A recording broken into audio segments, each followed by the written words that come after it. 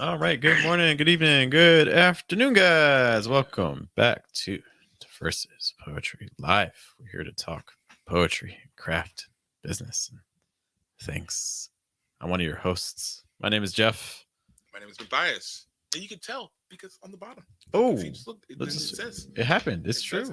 Look at that. Well, that's it, justice. But we got swag, by the way. Look at this swag. Look at that. Look at this. We're like things. We're like doing it. Okay, wait. All right, so behold. Tell us the story. Tell us what does it mean? So I'll be honest. I've never fished before. That's actually a lie. I've fished once. Fished once in my life. I only fish for compliments. But I've also really fished. So. Dramatic. I've only fished once in my life, and I got the fish, and I went like this really hard, and the fish just flew away. Apparently, that's not how you do it. Turns out it was a pelican. So that was my experience. No, but so it's full poet in the sense of full poet, like you're reaching your potential, but then also the sense of you're fed because you reach your potential, and you're also fed, but also the sense of a fish bones because you've eaten the fish, it's fed you, it's sustained you, and also the idea of like teaching a person to fish so that way they can take care of themselves. There's a lot of different things. It's also I just like the fish bones. So I'll be honest, I like the design. It's all those things coming together. Yeah. I like it. I feel like it's a really good. The symbolism's there, and like the symbolism, and because you're a writer, it's like it's a match made in the sea because that's where you fish. I like it. It's a reach, but it's no, it's there. It gets there. Yeah. It gets there. Let's keep an eye out for that. We'll open up make the store available. But today, we're going to be talking about techniques that you can use to immediately start reading poems in a way that engages your audience, ideally, so they don't fall asleep while you're reading. Yeah, that's one of the biggest, I think, especially when you're when you first started reading your poems publicly, you either get something that's like kind of sporadic where the audience is kind of like, oh, I don't know what's going on, or you get, they're really, really reduced, really just reading the words like this, let me get finished with my poem. And I've never had anybody fall asleep on me before, but I've definitely had, your attention starts going other places. You start trying to figure out, oh man, is the game on? Oh man, I'm hungry. What's going on with the kids at home? And the thing is, you should be worried about your kids at home. Go back home if your kids are just by themselves while you're at the poetry reading. I want to get that out there. Thank you. But if you are, again, like if you're interested in making sure that people are captivated, or at the very least you're able to keep their attention, this is going to be like the 45 minutes to an hour for you. I think so. It feels like it. I think it's also one of those things that if you have doubts about the way you're reading, then other people will also probably have doubts about the way you're reading as well. Like can you maybe elaborate on that? Like, what doubts do you mean by doubts in the sense about of the way like you're reading? if you're reading something, you're like, man, I don't know if people are feeling this. Okay. I think there's a chance that other people in the audience also feel that way. Trust your gut. Trust your instincts, I would say. Or what do they call that? And they call it, you got to commit. I think sometimes like it happens a lot of times in spaces that are very where you have like a lot of the rewinds and you have a lot of like the kind of the jeering while you're doing your poem. A lot of performance spaces aren't like that, but there's a lot of performance spaces that they're really interactive with the poet. And a lot of times if you don't start getting that in your poem, you start kind of going off of the game plan. I've seen some people, they'll have like a voice that they're doing at one point in the poem, and and because nobody's giving them the rewind or something like that, like they'll actively be like, oh well, I'm gonna change how I'm reading this like in the midway through. I'm like, I was with you for a second. I was with you, maybe. Like I was with it. So yeah, just commit. You only got to commit for hopefully like 2 to 3 minutes worth of a poem. Yeah. Right? So you just do it. Yeah. Does come a confidence thing as well. Like if you're adjusting just based on the audience, and that's I think that can show discomfort with your work.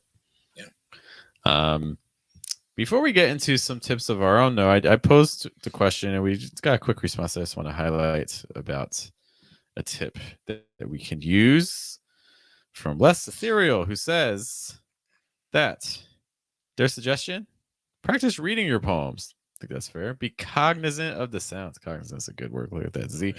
Don't rush through the reading. Give the poems the time they deserve. All those good points. I think that's.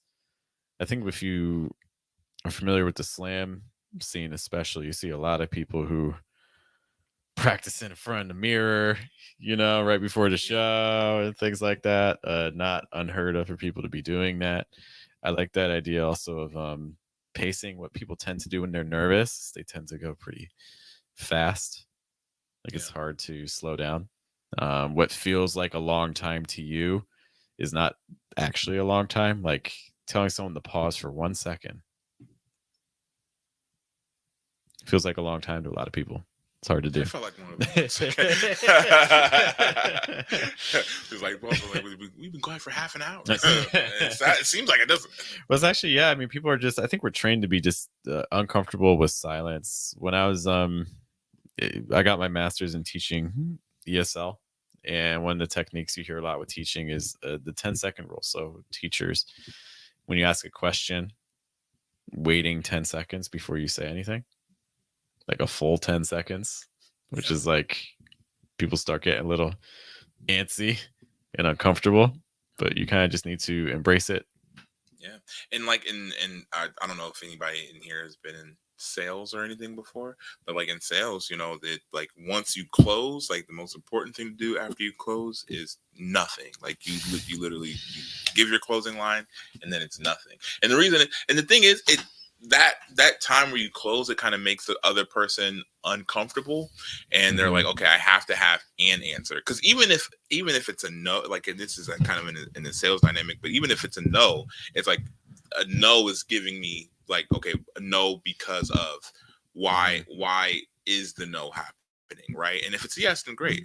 And I think you transition that into, when you're in your performance, it's not necessarily like you're trying to sell them on something as much as you're just using silence for another reason, right? So now that silence is so that you can actually kind of create maybe even like the running board for the next part of your poem, because maybe the next part of your poem isn't just meant to be smashed together with the initial part of the poem that you were just in. Maybe the entire reason, the reason why that next part of your poem works is because it's preceded by some really intentional quiet time.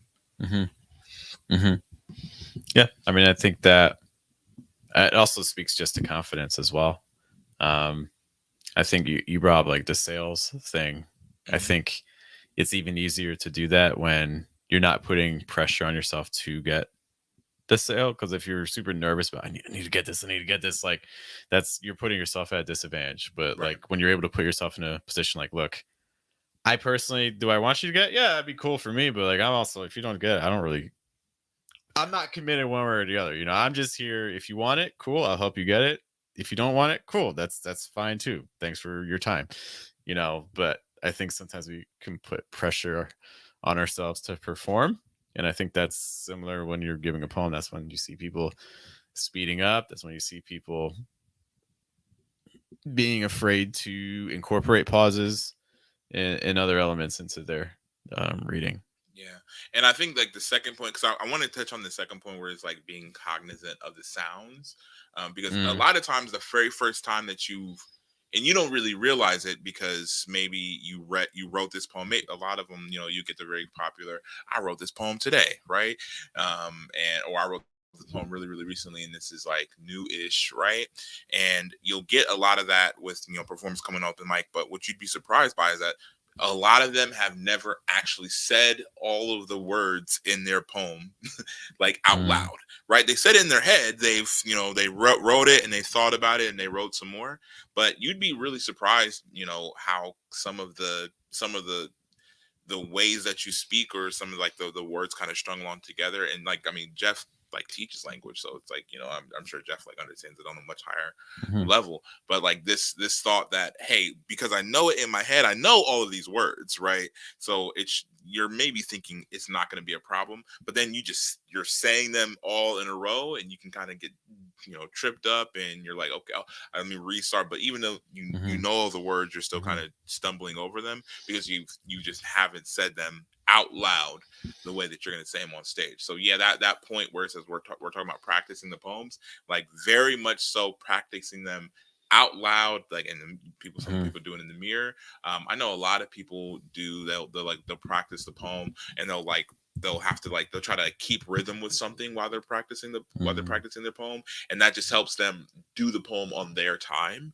And they'll like have like some kind of metronome, and you don't even necessarily need to like how to kind of keep a meter throughout your poem, but it's just to Mhm. say that uh just like what Jeff was saying before, if you when you would also be really really shocked to know that a lot of people, they'll have a 2 minute and 40 second poem that they're like, oh, this is a perfect 2 minute and 40 second poem, and then they get up on stage and they do it during the slam, and they sit back down, and they're like, oh yeah, how long did it take? Oh, it took you a minute and 10 Yep. seconds to do that poem. Yep. Oh, why? Because in your Yeah. head time is moving exactly, like, but because those nerves are built up, because you're just so ready to get it over with and get it done, and you're kind of swept up, you're speeding through it. So figuring out whatever is the best way for you to kind of keep your own rhythm and keep your own pace. If it's just practicing the poem exactly how you'd want to practice the poem every single time, or if it's just, if I'm doing this and I realize, like, if I'm like keeping a beat, or if I'm keeping a rhythm with something, and I'm realized, like, that'll help me really quickly recognize when I'm just going way too fast, because I'm like, my words are going way faster than like the natural rhythm that I'm keeping. Yeah. I think it's really fair. I think another similar tool to that as well is also, a lot of people aren't going to want to do this, but recording yourself. You don't have to do a video, but at least recording the audio. So that way you have an idea what your voice actually is going to sound like, what your listeners are going to experience. People don't like doing that. I get it. But you just don't know what you sound like until you actually hear it. It's one of the most valuable tools you have. And the other thing too, to tie back to your point, is when you read it out loud, sometimes like on page, all the words are doing what you need them to. But then when you read it out loud, you realize that maybe, for instance, you have a combination like saying like this, and then after that you say that, and you're like this, that, like, oh, that's just not easy for me to physically say. Like, it's fine to read it, Yeah. but like just the sounds there, I find that maybe I'm lisping when I say it or things like that. So the only way you can find that out is if you're reading it beforehand. So there's just certainly a lot of advantages to that. Um, I want to talk about some techniques that I do with my students teaching. So I teach pronunciation a lot, and so much of pronunciation is tied to not even necessarily like English specific sounds, but just ideas of like breath and speed and pitch. You were working with students a lot of times that sometimes are described as like flat or monotone and things Yeah. like that. And what does that mean? If someone says that you read something in a way that sounds monotone or robotic, that's people's way of telling you that you're not incorporating a wide range of pitches. In American English as a language and system is very reliant on pitch. In fact, a lot of the things that English is looking for from a linguistic standpoint is it's looking for a lot of contrast. American English really likes contrast. It doesn't like it when things become predictable. It doesn't like it when things become sing-songy. So we're trying to find ways to avoid that. One of the ways you can do that is with pitch. Not to go like super linguistic, but Mhm. when you say sentences, you have these things that are called thought groups, which are basically groups of words that go together. And one way that you can make something sound more natural in general is when you change the thought group, change the pitch level. Like if you say like, um, I didn't know that was the answer. It's like, I didn't know that's your first thought group. I didn't know your second thought group that was the answer. You know, The first one's high. I didn't know. High pitch.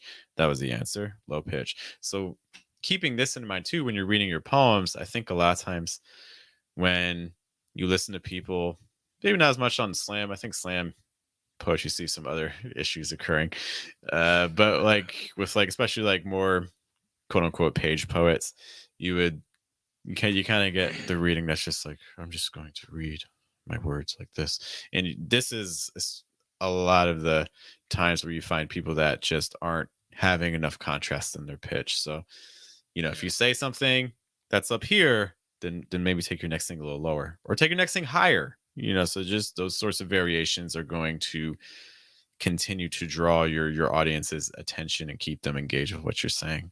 Yeah, and I think it kind of goes back to the idea that everything in your performance is a tool, right? So, and I think a lot of people, you kind of go into it with the very first and foremost, the writing, right? So the writing is a tool to be able to convey your message, and that's actually like that's not just going to be the primary, right? Because you're going to be able to.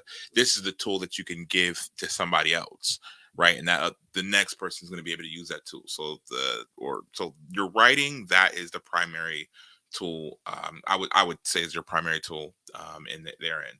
But then your tone, even like your body movements, like your posture, all those things also are telling the story, or are talking.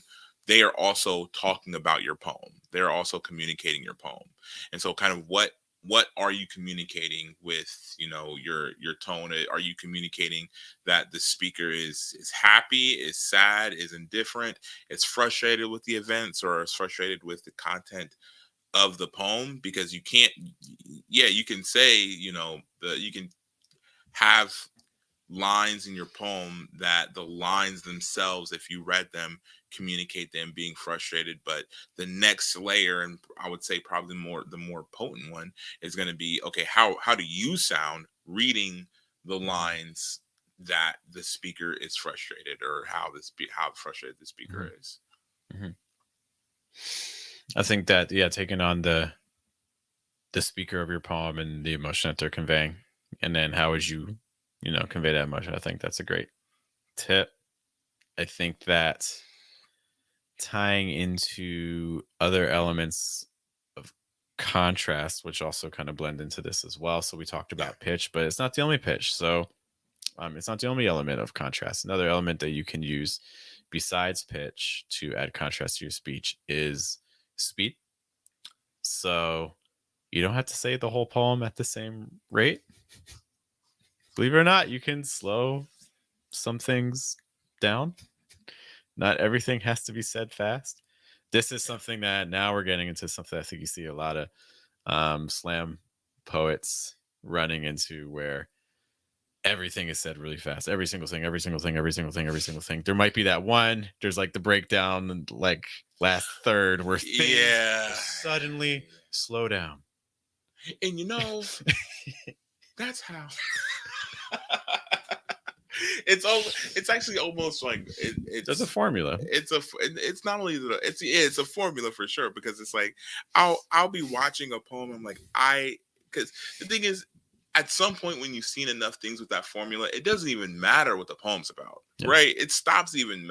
I stop even caring what the poem's about. So there's probably been a wide range of, oh, I just really love popsicles. Oh, it's been a hot day. To like, oh, this person's died. Oh, this is this war, and they're all perfectly couched within this formula of da da da da da da da, and that's how you'll know when the war is. I'm like, oh my god. And it's just like it becomes predictable, but also it's like that predictability is what is going to pull you out of the poem. It's going to run, because now this poem sounds like all the other poems that poem sounds like, and so it kind of takes some individuality away from it. So now if the only part of your poem that's really individualistic is your writing, then you're taking a lot of tools off the table to really set your poem apart. Which again speaks to one of the central rules of American English, which is contrast. And when you're falling into those patterns, you're breaking that idea, because you're not having any contrast. You're blending in, and which allows you to immediately kind of get forgotten with your piece. So paying attention to speed, and it can be that it's rare to find like the spoken word poem that is just using like a casual rate of speech, kind of like the way I'm talking right now. You don't see a lot of poems in spoken word that are spoken with this kind of rate. It's usually a little faster, or it's dramatically slower. I get, yeah, I see that, yeah. Which I mean could be a tool to use. Um, Other elements that you can incorporate into your speech as well. So we talked about pitch. We talked about speed, pausing. We talked about a little bit. Like the 1 second pause in a poem is probably an underutilized tool because it's hard. Well, because it also has to be placed It has to be. It fairly has to be well. played. Like Yeah, you for can't sure. just be like, you know what? I mean, I guess maybe you could because I think you could probably trick an audience into believing that there was drama where there isn't, which is actually not even necessarily a trick. I actually kind of like infusing a Mm-hmm. degree of drama and infusing drama in very low stakes situations. I think that's like a really interesting thing to do, which is also something you should maybe think about. You can do it kind of either way, right? You can do it with the, really low stakes situation, but you're reading it very dramatically. But again, this is also just you really considering, man, how can I set this poem apart? Because if I Mm-hmm. perform this really, really light poem, super cheery and super light, then it's kind of going with the grain, right? Mm-hmm. But if you kind of go against the grain and you infuse some drama, that adds a little bit of entertainment Mm-hmm. to the poem, and I think that people kind of get a chuckle out of it. It's like it's Mm-hmm. because it is funny. It's funny watching like it's like what would you say, dramatic irony, That's what I was just thinking. right? And so it's Mm-hmm. like it's funny watching something that you're like, man, this should be silly, but it's not silly to Mm-hmm. like you regard these as high stakes. Mm-hmm. I also it's fairly less popular, but I think it's the reason why it's less popular is because there's a lot of points in leaning into the drama or leaning into like the darker emotions where you'll perform something that's very, very dark, very, very deeply dark. And but like you could, if you do, I've seen somebody do it once in I think we're at writer's block. I want to say it might have been Zach, but maybe it wasn't. But somebody read this poem that I was like, this is a deeply, deeply dark, but I couldn't stop laughing.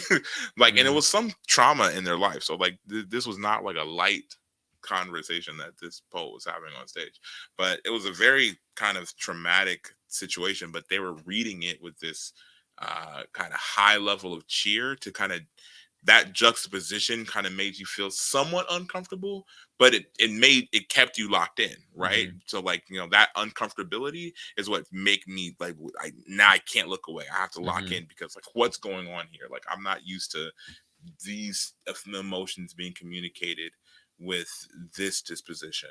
Mm-hmm. Mm-hmm. I think that ties into tone again as well. So like heavy subject matter being read in a cheery tone, things like that. Just again, irony is certainly a tool to you can apply using your voice.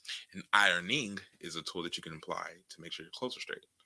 Yeah, I And didn't that's do just that. giving you some tools I to didn't use do at that. home I didn't to the do that. viewers out there. I work from home now. I don't iron You anything. don't iron? You don't iron anything? I, Not anymore. When I was Oh, that's working at true. the language center, but that's what am I gonna? I'm gonna iron my shirt, my t-shirt as I teach Just have the online. creases in the shoulder. um, Another tool is to add contrast.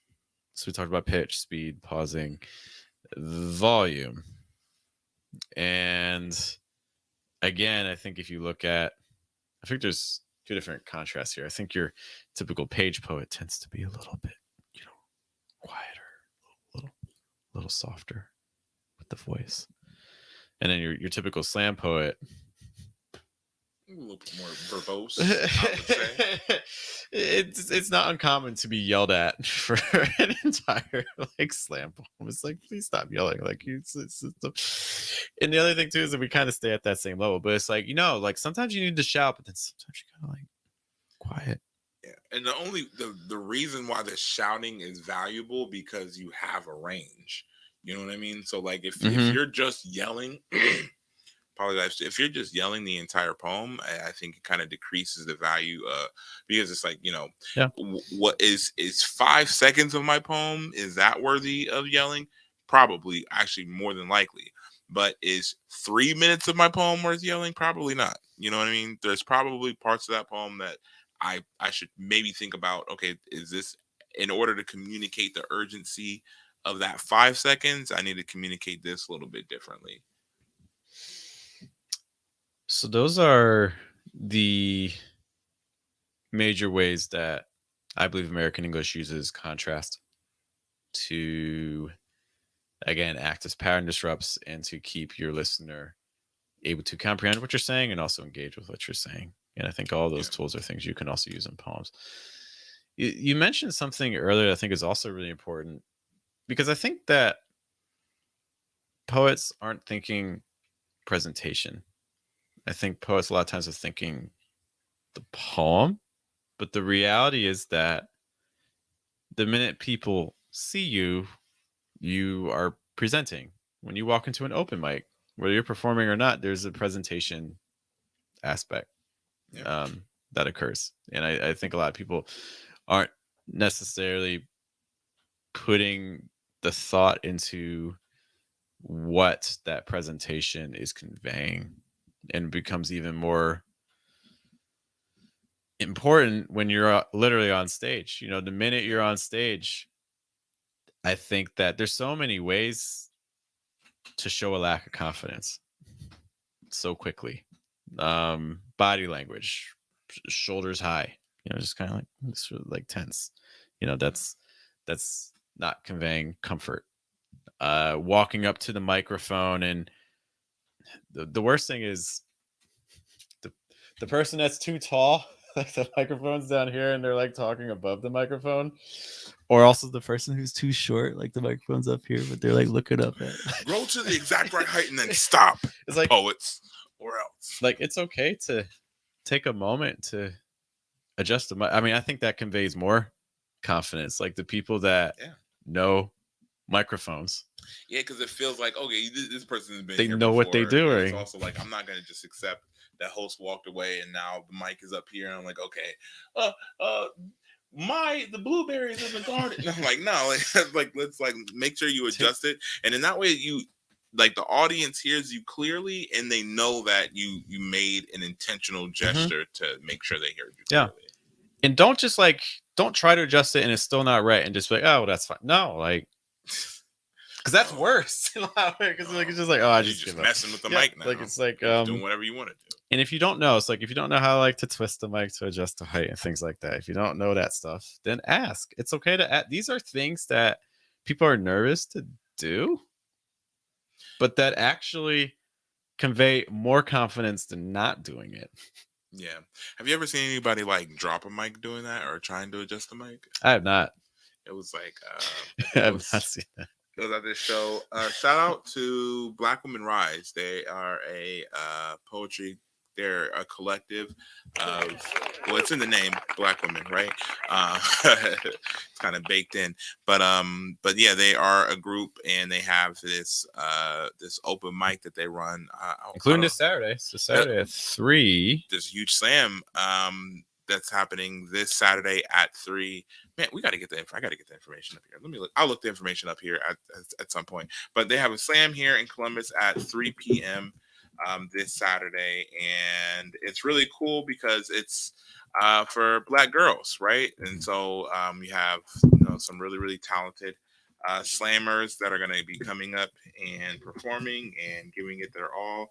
And in a second, I will probably. I have the basic details. If you have some other ones, you can say. But it's going to be Afrocentric High School at 3 p.m. Oh, yep, that's that's it. Yeah, 3223 Allegheny Avenue, Columbus, Ohio, 43209.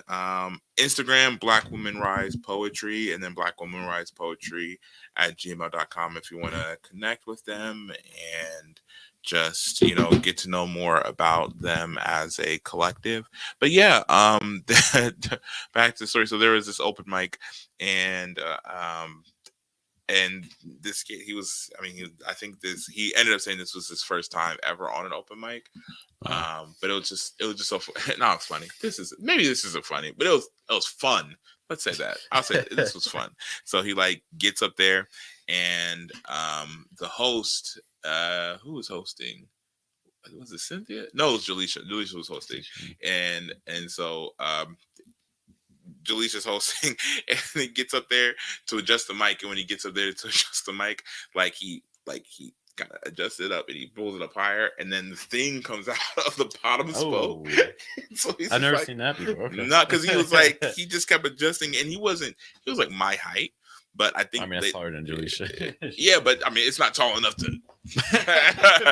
Right, I think just the way that he was trying to pull it up to adjust it, and I think he pulled it out, and then he put the thing back in there. He was able to get it back in, and it kind of push all the way down, but then it went down too low, and then the mic fell off, and then he was just having a real time of it.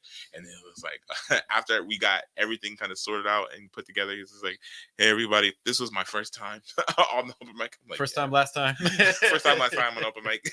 You'll never see me again. But yeah, this is a funny story, funny little anecdote. But yeah, definitely, if you are in the Columbus area, it's gonna be a really, really dope show. My Brittany Rogers is going to be one of the hosts. Oh, she's coming down. Let's go. Yep, and then another host, and I'm just kind of pronounce her name. Is Aj? And it's Ajane. Oh, AJ Dawkins is another host. So they two hosts, Black women hosts, there's some judges. There's going to be a slam. It's going to be a good time. You should absolutely come. The Verses, we have an event on Saturday, right? We do have an event, yeah. So we're hosting a poetry residency. For those who don't know. And so this is our first one that we're hosting. Oh, yeah. And so we have two residents. We have Stephanie Kendrick, and we have Soz Sangana. So they're going to be doing a featured reading, and there'll be a limited open mic as well. That's going to be on Saturday at 7 p.m. at Third Way Cafe over on the west side. How do I get on the open mic? If I've just never performed poems before, so it's just I just want to kind of see what all the hub is about. Gotcha. Yeah, so you'll need to be there. At 7 o'clock, we'll be getting things ready, so we'll have the open mic sheet. Again, it's going to be very limited. I'm probably going to be somewhere between 5 to 10 readers max. So if that's Max is reading, nice. He deserves it. Readers. Max actually, we do know a poet named Max. Who's not. He can't come. He actually messaged me to say he can't come. I know, it's so sad. But yeah. Stephanie and Soz will each be reading a 20-minute set. Maybe some of the work that they have written at the residency. So we'll find out. So that's at Throwaway Cafe at 7 p.m. On Saturday as well. Two really dope poets too. I feel like that's going to be another kind of space to be able to get a really good example of somebody of people that are really comfortable reading their work and being on stage reading their work. And it's really cool that there is this residency that's happening before that, because it's this space and opportunity, just like we were talking about, kind of practicing reading, creating work and then practicing reading the work. It doesn't take a whole bunch, right? If I wrote a poem yesterday, and I could get some pretty good practice in between yesterday and the next day, right? Yeah. Just kind of that. I would say probably the biggest gate between the worst that I'll probably read a poem is my first time reading it. So if I can get my first time reading the poem out of the way, in my room or at my house, then I'm giving myself a much better chance to be successful or perform on the open mic. Yeah. So you should come. You should do that. Everybody out there, Third Way Cafe. Yeah. This Saturday. I'll be trying to adjust the mic to make sure it's at the proper height and things like that. Hope people aren't traumatized by that one story about the guy. Don't. It's not. That's not gonna happen with our microphones. I've Okay. never. And it wasn't even there. It wasn't even the microphone's fault. It was just nerves. It was the guy's nerves. Shout out to. I'm not gonna say his name, but shout out to you for for bearing Surviving. through that. Because I feel like if that would have happened to me my very first time being on the, like, I probably would have just like, probably a 30 to 45 seconds into me trying to adjust it, I would just put everything down, pick my coat up, and said, "Oh, this is not my community, I suppose." Y'all have a nice life. Yeah. So press through. He still performs. Like, he's still That's performing. I think he I'm came glad he like pretty came. Yeah, regularly. So it made him stronger. He can survive that. Yeah. now he's like a microphone technician. He just like he devoted his entire life to it. What are some other ways you think we talked a little bit about, the mics and like confidence? So like your name's called up. What are some ways that just in that moment before reading the poem, but after your name's been called and you're coming up onto the stage, what are some things you think you can do to kind of convey the energy that you want to convey for your crowd? So what I do is, a lot of my poems include premises or a premise, right? So we think about the Denzel poem, for example. The Denzel poem requires a premise that is disconnected from the actual. I mean, I guess it's all the performance, right? Because if I was in a slam, me setting up the premise would be part of the poem. But the premise is kind of disconnected from the performance that's about to happen. So before I'll go out there and I'll say the premise of the poem, and then I'll make a very intentional stop. And this is when it's not, even when it is in slam, like, there's enough time in that poem where I can have some pause, but I'll say the premise and I'll pause for a second. I'll kind of just collect my thoughts, and I'll kind of track myself in my mind. Like, I'll be able to I'll see kind of like the street that it's on. I'll be able to kind of feel the, like, kind of like the street like beneath my shoes. I'll be able to kind of look around. It's probably around 4 or 5 o'clock, kind of getting close to dusk, early autumn. It's like I try to put my senses like into that space, so that when I'm locking into perform, I'm registering a different version of myself than the person that's just like kind of like, talking just regularly. Mhm. And I think the thing that does for me as a performer is it helps me create like a really clear separation, so that while I'm performing my poem, like, I'm really committed and dedicated to the performance, and I'm not like just slipping into, oh, I'm just saying these words, out loud in front of people. Like, I'm really committed to the character. I'm committed to the premise of the poem. So yeah, that just a pause prior to your performance and just kind of clearing your mind, and then jumping in. What about you? Or do you do that? I think it depends on the piece. In general, I don't. It's tricky because you get when you talk to someone for the first time, or when you interact with an audience for the first time, those first 5 seconds are so critical because they really do dictate the type of expectation that the audience is going to have for you. Um, if it's a piece where I need to give background information, yeah, sure. I mean, you got to do it so that way people are going to understand what's happening. But I think in general, and I'm not doing a ton of, like, for instance, like persona pieces and things like that, or pieces that require a lot of context. There's a lot of pieces. Once the poem begins, you can kind of get an idea what's happening, or from the title. Yeah. Um, I think it's really important to start with energy. And starting with energy doesn't mean shouting, and it doesn't mean yelling, but it means that as soon as like that first line comes out of your mouth, you need to take your audience into the poem itself. So if it's a heavy poem, I might start really low, or like if it's something that requires a lot of energy, I'm going hard, or Yeah. if it's like, people need to immediately get the vibe, Yeah. and they'll go with you, they'll trust you, but Yeah. but if you miss direct them from the beginning. Like I'll put it this way, like poets do when they get up to the mic, they might say, "Hi, my name," even though you've been called up and they already announced your name, you're like, "Hi, my name's this." Like, "Oh, this is just a poem I wrote last." You've lost your audience. They're gone. They'll you can recover them to a degree, but you've already lost it. It would have been a lot more effective if you just gone right into the poem. Yeah. I think, and this isn't everybody's strength. I think that I think everybody has to kind of play to their strengths, right? And I don't think necessarily like deep or visceral poems are my strength. I think probably my personal strength, I would say, is like teaching something or saying something that is like impactful or truthful through comedy or through something that's funny. And one of the ways, I mean, and so a lot of this is going to come from the writing, right? So, all the conversations that we're having right now, if it's we could be having this conversation around really, let's not say bad writing. I'm not going to say that. Just writing that could improve, right? So like maybe we could do something with the right, because also Mhm. the differences or the fluctuations between how you might perform one poem or might perform another poem, a lot of that has to do with the fact that your poems have to be different poems from each other, right? So if you're just writing the same poem over and over again, then me trying to teach you, okay, do this differently than this poem, I'm like, okay, there's Mhm. not, the only reason for that at that point would just be, I just want you to have a whole bunch of different performance styles. But if the writing doesn't coincide with it, then maybe it doesn't matter or maybe it doesn't matter, or it's not as impactful, right?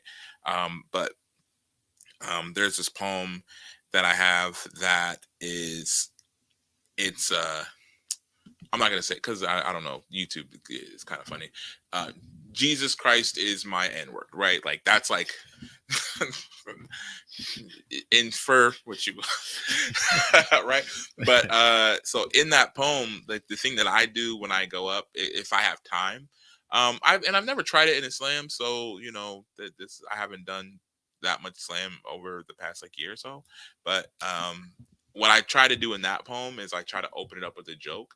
And so if you see me do this poem in the near future, just like this is what you should expect, right? So I go up there and I say, hey, I wrote this poem, and I just want to let everybody know that, just what I say, trigger warning. I do say the N word a lot of times in this poem, but I am allowed to say it. So, and then like it gets a big laugh at everybody, and like maybe an uncomfortable laugh out of some people. We're not gonna, right? But like I think that laughter to me kind of disarms the audience. And so Mhm. now no matter what happens, no matter this could be the most surface poem ever, but typically towards the end of the poem there's like some kind of like nugget of like truth that is like kind of something wholesome, right? Mhm. And so now it's like, because I've disarmed you and I've kind of told jokes throughout the course of this poem, it's like now, even if I'm not getting super visceral, I'm not getting incredibly visceral, incredibly deep, but I just got a little bit deep, but I set you up here. Now I think that kind of feels a little bit more impactful. So yeah, again, it depends on the kind of poem that I'm writing. It depends on the or the poem that I'm performing. But I also, if I'm setting up the premise, I'm also thinking about the actual poem Mhm. itself. Like, what is this poem doing? Mhm. What am I trying to do with this poem? I think it's really key. So Matthias gave that example of like starting with like giving like the trigger warning and things like that, but connecting with humor. So I think the key thing is that if you're going to be talking before your poem, deciding what that intentionality is and having a specific strategy for it, that you can use to enter the poem. Because if it's just like, "Hi, my name is this. I wrote this last night. It's a breakup." Like it's not that sort of info. Probably not enough to really earn its space. So Yeah. just making sure that whatever that intro is, if you're invited to do a poetry feature or things like that, I would strongly recommend starting with a poem and then saving the hellos and things like that to after, once you get the audience on your side already, versus then starting with that. Because again, I really can't emphasize it enough. You get one shot at that first impression, and it really changes the feel of your entire set or your entire poem. Yeah. Think about what. So, do you think audiences root for you more if they feel that you're like I don't know how I would say like you're in pain because I think a lot of that's like the angle a lot of poets kind of take with their performance. They're like I'm in pain, and so because I'm in pain, like you know this is what's going to make the audience kind of key into me, and this is going to be like my pain is going to be their entryway into my work.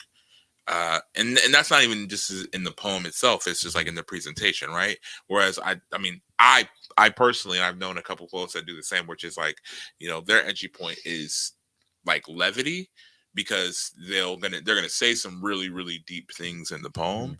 but they kind of I don't know.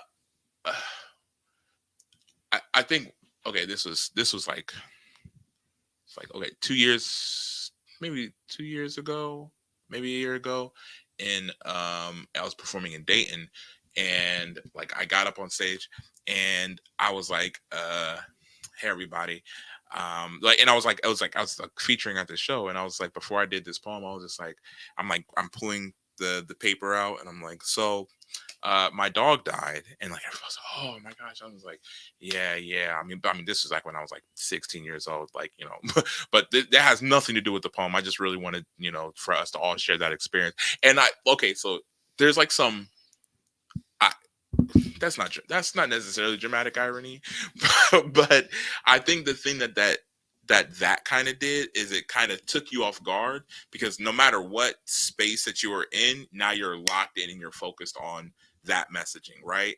And then it's this quick juxtaposition to it kind of being a joke because like I'm thinking that you're talking about a dog right now, but the dog that I'm talking about is a dog that's happened just like years ago. And then the poem had nothing to do with the dog at all.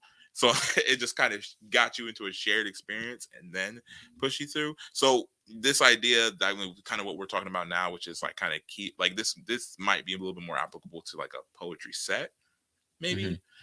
Where if you're just trying to make sure you have these like little small moments where you're calling people in, so that way you can Mhm. get out everybody's attention. Like I want to say just use it willy nilly. Like any of the tools that you have to use with intentionality.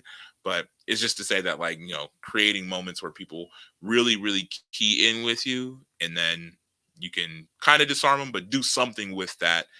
Like don't just do nothing with that energy. Mhm. Like do something with it. Mhm. I mean, I think that can work, especially if you're tying into something specific. Saying like, "My dog died" is different to saying "Today I'm sad." You know, Yeah. like having a specific motive. The poets, the common thing at open mics is the breakup poem. Like, "Oh, my boyfriend of 2 days broke up with me. Here's my it's my sad poem." You know what I mean? So something like that. Yeah. Um, Or it's just like the the victor, and like we don't have like the other, and we'll just say like I'm not saying that we have to have like the other side of the argument, but I think that would be cool. But it's like other than when it's not the breakup poem, or it is the breakup poem but it's like the breakup poem and you're like because I recognize my value, or I mm, because they're just like so horrible or whatever like that, and then their poem is essentially just a monologue to their ex-partner. And it's just like, oh, that's not going to pull my yeah. interest. Not necessarily. I would, again, not everybody's funny. Not everybody can be funny. But if you can be funny, I would say be funny. But if you can't be funny, then try. Final tip. I have a little exercise I want to do with you, but final It's like some tips that you sit-ups would or give. Yeah. What are you gonna say? final tips. Final tips that you think are key to consider when you're reading a poem. Uh when I'm reading the poem, if I had to like say like these are my like top three recommendations when reading a poem, Okay. is customize how you're reading to what you're reading. Mm, And what I mean by that is, if I'm reading we're actually, regardless if I'm reading a sad or happy poem or whatever like that, make sure there's intentionality behind how you're reading it. I didn't do that for a really long time. Like I think that it took a while. I think it really took me kind of studying kind of acting, and when I was like studying hmm directing and kind of being able to communicate to somebody, okay, like this is, what you would want to do here or how you're going to want to do here. And like once I started doing that, I started really being able to put together, and then I was able to put together a lot of the other lessons I think I got in poetry, which were, people saying like okay, what is your poem about? Like, what are you actually saying in your Mhm. poem, and how are you saying it? So yeah, just having some real intentionality, that would be one. I think just to kind of build on that Yeah, too, yeah. like I think also keeping in mind the audience tied with that point. So, for instance, I have some poems that are very Philly based. It's a lot about Philadelphia. If you're not from West Philadelphia, Philadelphia, you're gonna. born and raised in the playground. He actually spent most of his days I did not plagiarize that. I promise. I've not claimed that as my own. there. Um, but like if I'm reading to a crowd, for instance, in Columbus, I'm like, they're not going to get these references. So what am I going to do? I'm going to change some of the street names.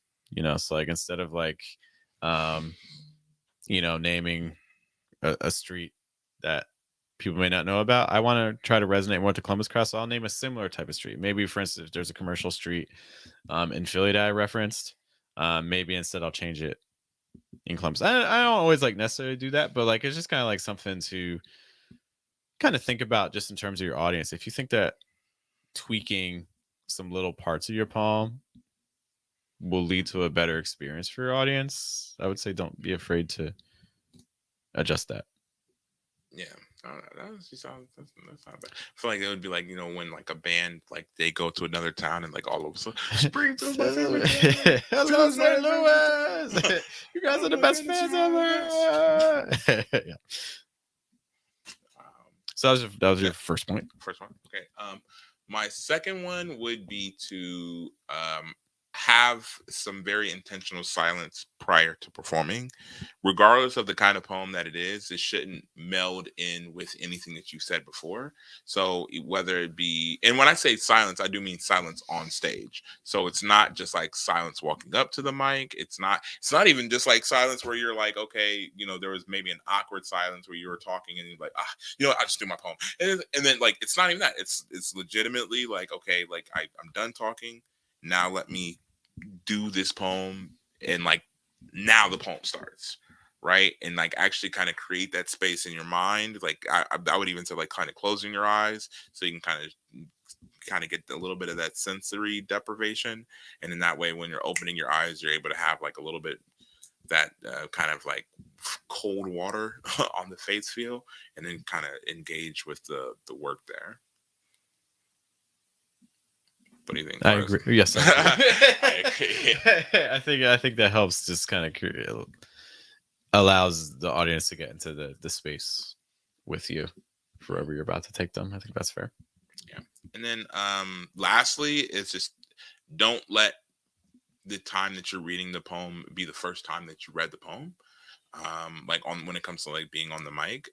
Because again, I even liken it to there were so when we were in what is it called?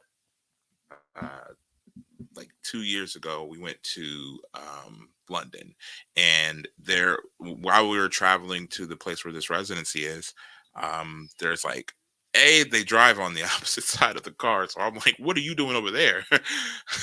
Secondly, though, they're coming around this bend, and it's kind of like this farm area, but it's like all these curves, right? It's like a ton of curves, and I think that if this was my first, like again, clearly the person that was driving us, like they were driving with one hand, kind of talking to us, kind of looking around, and kind of, not they weren't on their phone, like it's really really professional drivers, but they're kind of like looking around, kind of messing with some like paperwork over here, like, oh, let me move this over here. So they were really really comfortable with the turns and twists and turns of the road by the time they're driving us, right? And it really showed because I while it looked really wild when I'm looking up, like I never felt unsafe. I felt like, oh yeah, this person has full control over this vehicle. And it's kind of the same thing when we're talking about your poem, right? Like just because you wrote the poem doesn't mean you really understand how it's spoken, or like kind of how these words are spoken.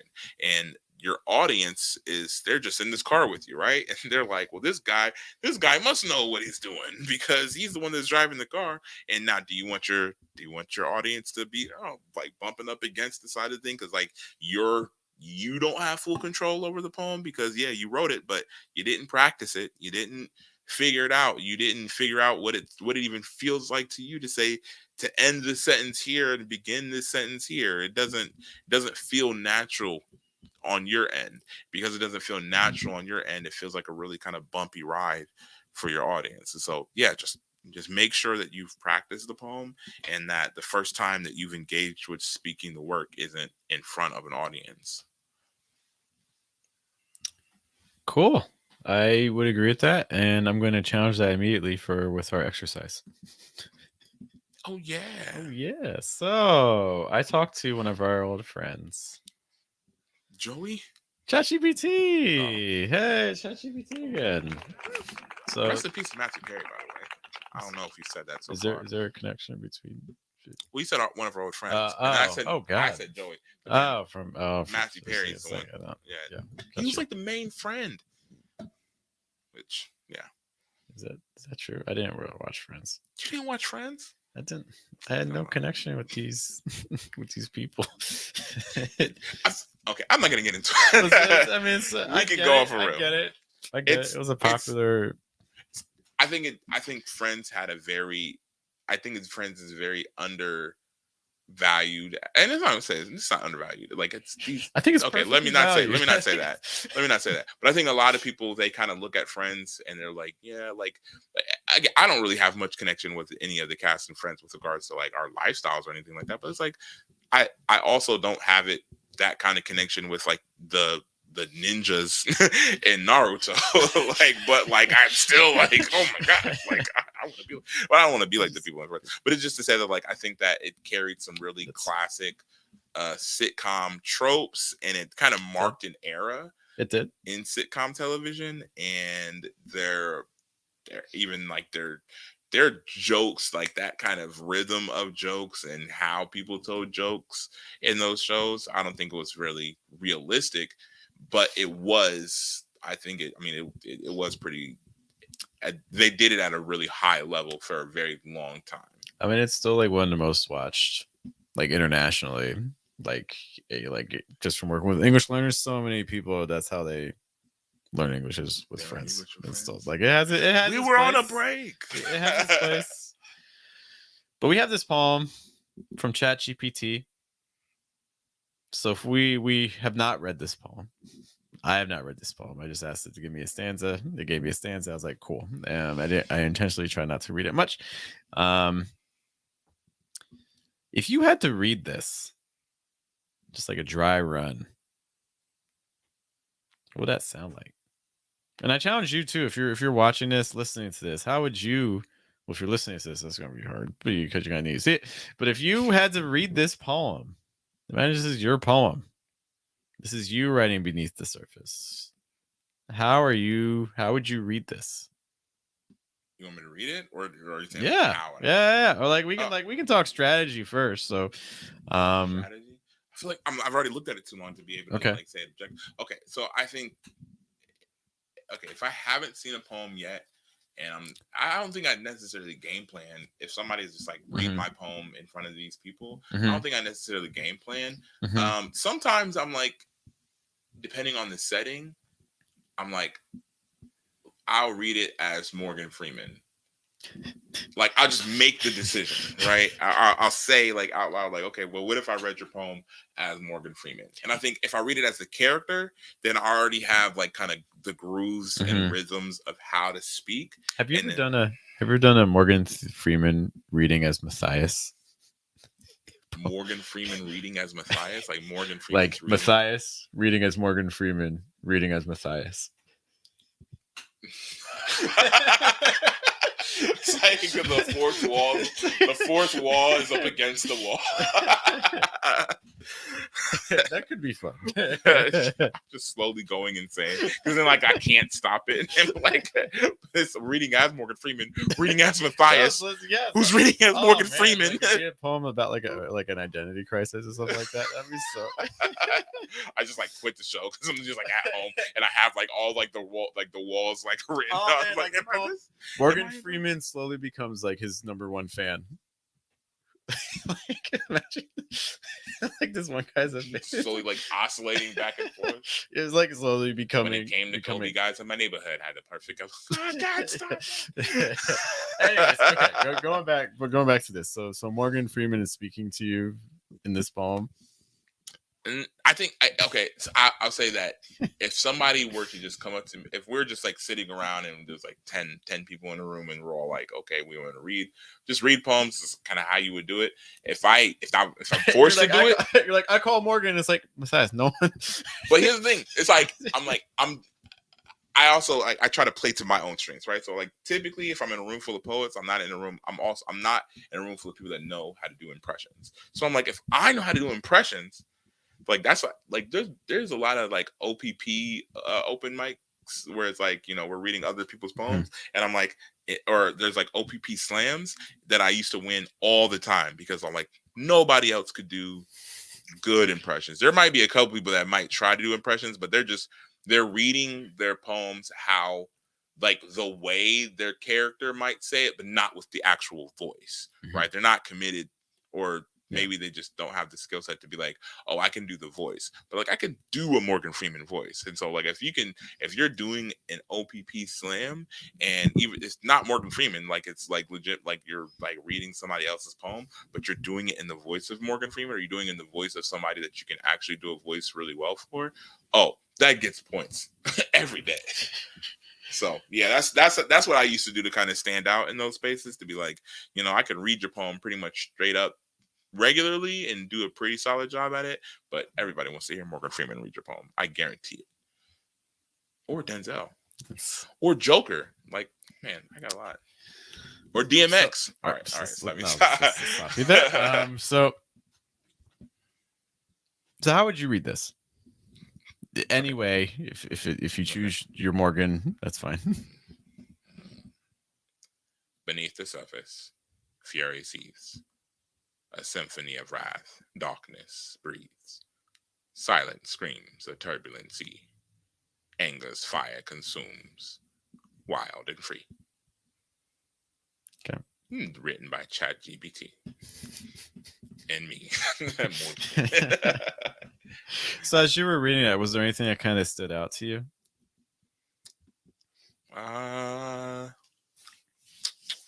His rhyme schemes I don't really like, but for sure. Other than that, not particularly. Why? What stood out to you? It seems like when you read it, you kind of stuck very heavy with like the line breaks, stuck pretty heavy with the punctuation, like beneath the surface, unit, fury seas, unit, symphony of wrath. Like everything felt very following kind of the punctuation. Yeah, I read it how I would read it if it wasn't a poem. Like if I'm just looking at these sentences on a page, like, that's how I probably read it. What are some other things that you think, just based on kind of like what we talked about today, are there other things that you think could be applied here? How do you mean? Just like volume, pace, speed, pitch. On first read, I don't know. I think maybe if I'm talking about like if I had to read it again, knowing what the poem says, I probably would go with like, I don't know, Joker, because it's just like it feels like some like the ethic. Oh man, okay, hold on. S's, okay, some of the S's, like the way like the S's build, fury sees, breathes, and then it's kind of like this weird like silent screams, see. So a symphony, surface, sees, symphony, silent screams, see, consumes, a lot of less S sounds. I think the persona aspect's interesting too. Like even just trying to read it almost like so it's an AI generated poem. Like even reading it with like an AI voice. Like think like old school, like Siri. Like beneath the surface, fairy sees a symphony of wrath, darkness. Siri's trying to get in on this. Siri says, "Oh, you think that's how I sound? I don't sound like that no more. I don't sound like that no more. I sound different, bro." Like beneath that surface. like kind of like just like the kind of jumpy sorts of patterns. I think could also, Mm. and also I think that would also kind of play with some of the irony too, because you have a very dramatic, angry poem, but then read by kind of a sterile voice. Like beneath the surface, fury sees a symphony of wrath, darkness, breathes silent, screams a turbulent sea, anger's fire consumes wild and free. Like, I feel like see, because like I feel like Siri sounds like a like a overly soothing flight attendant, like the old Siri. I think it depends on what version of Siri. Hey Siri, what do you sound like? What do you sound like? Okay, I found this on the web for what do you sound like? Check it out. Siri, By the, the way, the surgery was oh my gosh. I don't know why my Not the Siri. voice. It's whatever. Hey, This is my brother. yeah, I go over here, I have a good time. I come over here, I have a good time. Yo, beneath the surface. Yeah, you want to pronounce it? Come on. Say my name. I don't know why you made me talk like that. Oh wait, what's the drunk Greg? Hey, get out of here every day. Shout out to Greg. Oh man, I think there's some opportunities. Yeah, I'm looking at the like that last line. The last line has some pretty strong words. The anger, the fire consumes wild free. You have a lot of heavy stresses, a lot of trochees, like anger, fire consumes wild and free. Like I think there's something you could do there rhythmically that I think could be pretty punchy for a close without trying. I think it's tricky when you have a poem like this that rhymes. It's very easy to get into that sing-songy part, like beneath the surface, fury sees a symphony of wrath, darkness breathes, silent screams, turbulent sea. Like it gets very sing-songy. So the more you can break away from that. So, but I think if you did something to accent those stresses on that last line, like going slower, like angers, fire consumes, wild, free. Like I think having a pause between wild and the and, I think also would help break up the rhythm so it doesn't get too sing-songy. Also playing with pitches like wild and free, but like something like that.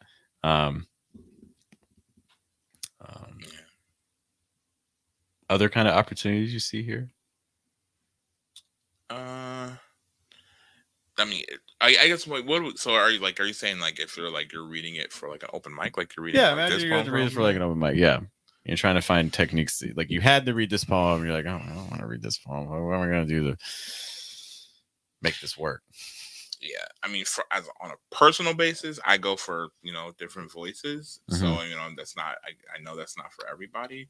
But I would try to. I think I try to.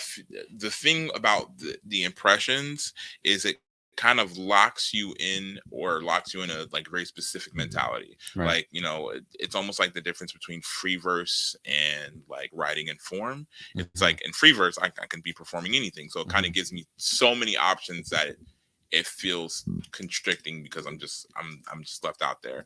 But if you give me a specific impression to do, then it locks me into something and I feel a lot more freedom because like I know how I'm gonna execute. So yeah, if I don't have time to read this over and kind of give it my own voice for a little bit before, then I would I would just, and if the goal is to entertain people and for people to really like me reading the poem, like I would just go to a voice. Probably for this one, probably like Joker. Or maybe like DMX, because that actually, because like DMX is like aggressive and like kind of mad. That, so and like, I think the DMX, I think, because he working better, especially with the like darkness breeze, the screams, and the sea. This kind of just those E sounds coming at you over and over. Oh, hold on. Yeah. Okay, there we go.